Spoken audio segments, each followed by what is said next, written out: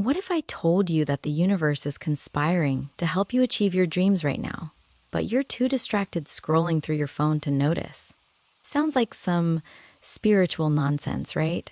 But hear me out, because Paulo Coelho's The Alchemist has sold over 150 million copies worldwide, and it's built on this exact idea. Either millions of people have been duped by flowery language and desert metaphors, or there's something deeply unsettling and true about this little fable. Today, we're diving into why this book has captivated so many readers, what it actually teaches about pursuing your purpose, and whether it's all just beautiful delusion or a legitimate roadmap for living intentionally. The story follows Santiago, a shepherd boy who has a recurring dream about treasure hidden near the Egyptian pyramids. Most people would shrug it off. Santiago doesn't. He sells his flock, crosses the Mediterranean, gets robbed in Tangier, works at a crystal shop for a year, joins a caravan across the Sahara, falls in love, meets an alchemist, nearly dies multiple times, and finally reaches the pyramids only to discover the treasure was back home in Spain the entire time. If that sounds like a cosmic joke, that's because it kind of is, but it's also the point. So let's break down what Coelho is really saying here, because this isn't just a travel story. It's a framework for how to navigate life when you have no idea what you're doing, but you know you're meant for something more. Big idea number one, your personal legend is non-negotiable. Coelho introduces this concept early on, and it's the engine of the entire book. Your personal legend is essentially your life's purpose, the thing you were put on this earth to accomplish. Santiago's is to find that treasure. Yours might be to build something, create art, raise a family, or solve a problem that keeps you up at night. The book argues that when you're a child, you know what your personal legend is. You feel it instinctively. But as you grow up, fear, social pressure, and practicality beat it out of you. You become a shepherd because it's safe.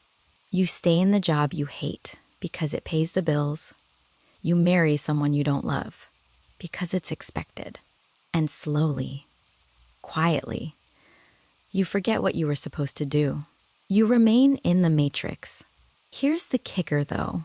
Coelho says the universe actually wants you to achieve your personal legend. It's not indifferent. It's not hostile.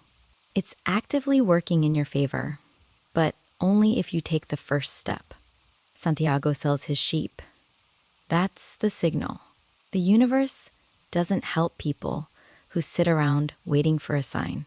It helps people who move, even when they're terrified. Think about it. How many opportunities have you missed because you were waiting for perfect conditions? Coelho's argument is that perfect conditions don't exist. You just have to go. And the universe will meet you halfway. Big idea number two. Omens are everywhere, but only if you're paying attention. Throughout the book, Santiago is constantly encountering omens, little signs that guide him toward his destiny.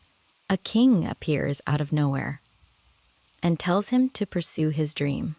Hawks fight in the sky, which an alchemist interprets as a warning of war. Beetles crawl in the sand and reveal where to dig. Now, you might roll your eyes at this. You might say, that's just confirmation bias. You see what you want to see, and honestly, you might be right. But Coelho isn't asking you to believe in magic. He's asking you to live as if meaning exists. Here's a modern translation. Have you ever noticed that when you're thinking about buying a red car, suddenly you see red cars everywhere? They were always there. You just weren't tuned in. Coelho's omens work the same way. When you commit to something, your brain starts filtering the world differently. You notice the mentor who offers advice. You see the opportunity that was always there. You take the conversation that leads to the breakthrough. The universe isn't literally conspiring. Your perception is sharpening. but the effect is the same. You move forward with more confidence, more clarity, more alignment. And that changes everything. Big idea number 3. The treasure is never where you think it is. Santiago travels thousands of miles to find treasure at the pyramids, and when he finally digs where he's supposed to dig, he gets beaten up by thieves. One of them laughs and says he once had a dream about treasure buried under a tree in Spain. But he's not stupid enough to chase dreams. Santiago realizes, in that moment, that the treasure is back home, under the tree, where he had the original dream. So he travels all the way back and digs it up. On the surface, this seems cruel.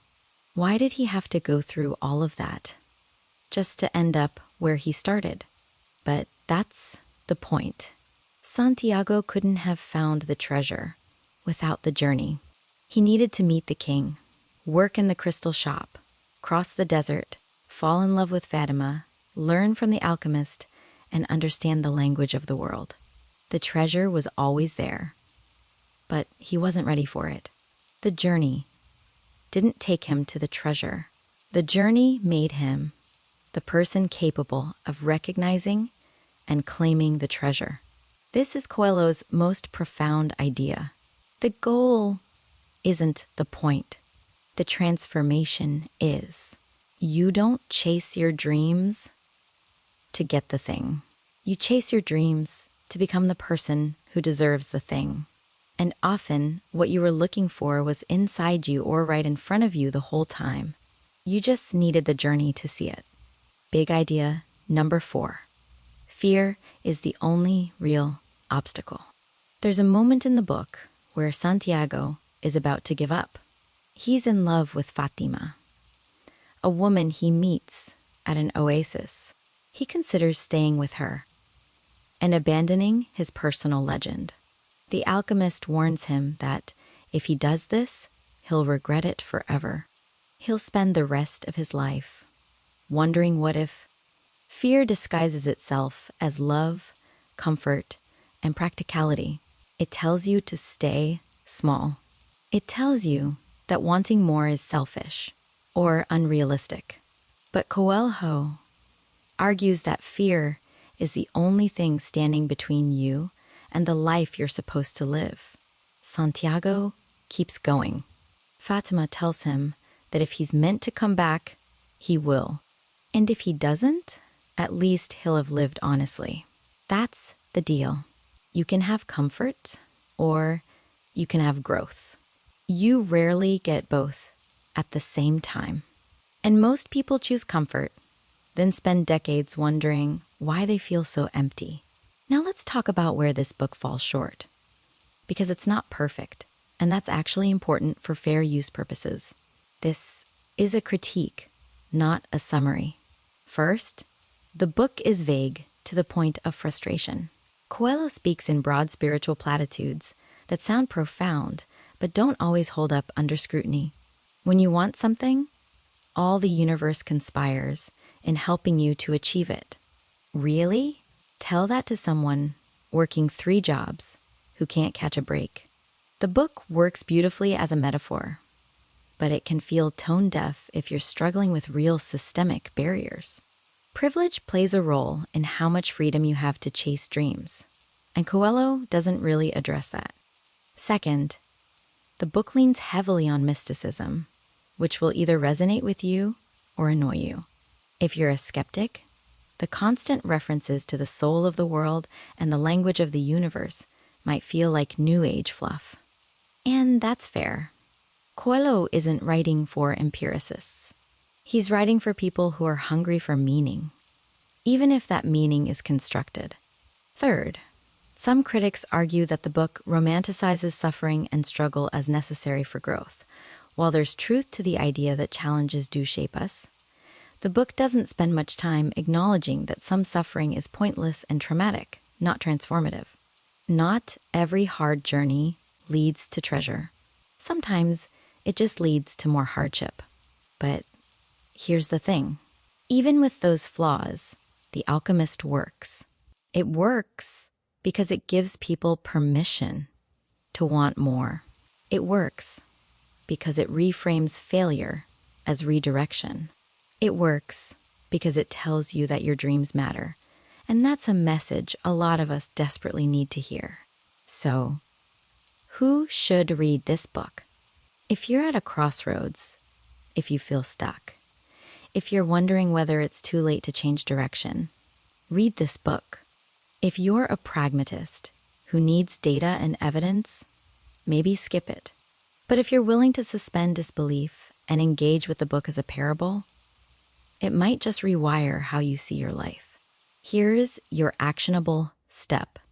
Paulo Coelho says the universe conspires to help you, but only after you take the first step. So ask yourself, what's one thing you've been putting off because you're scared?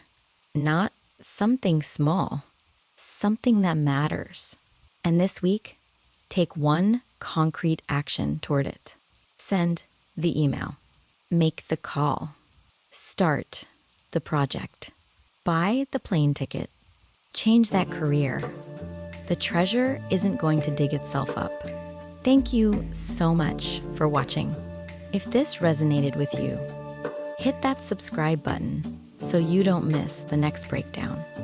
Until next time, keep chasing your personal legend, whatever that means for you.